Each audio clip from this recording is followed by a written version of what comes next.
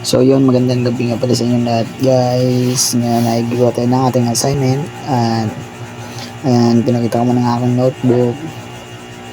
Labas na ako ng kwarto dyan. At ayan, nilagay ko na sa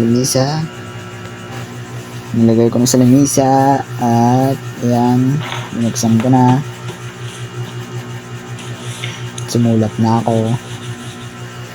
Dahil naalala ko ay ma-assignment pala ako. At linggo na, kinabukasan ay Lunes na.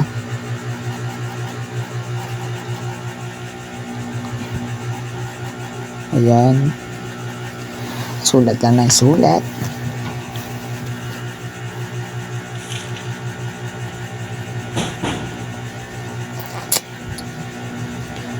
Umanap kunyari ng sagot, pero wala naman talagang sinusulat.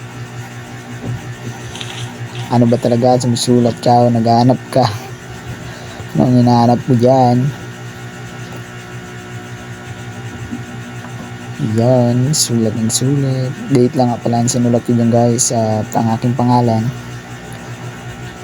Sunod naman ay ang topic.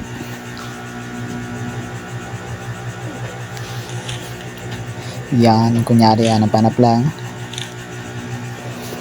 Pero wala namang ginagawa. Patay oras. Sabay tingin sa camera.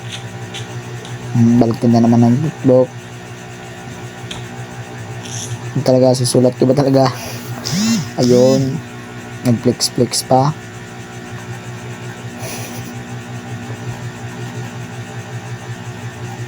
Ayun, nagpapogi. Hindi naman talaga pogi.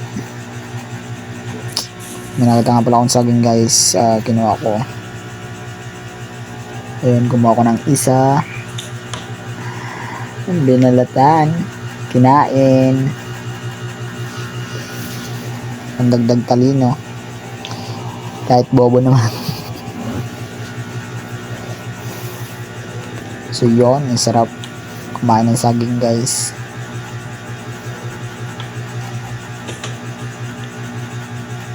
Bye. So yan, natapos ko na nga pala sumulat. Pumasok na ako sa aking kwarto. Then binili ko na aking notebook. Yan, Miga na ako. Sabay pogi konti. Ayan. Bye bye guys. Ang ganito lang. Bye bye.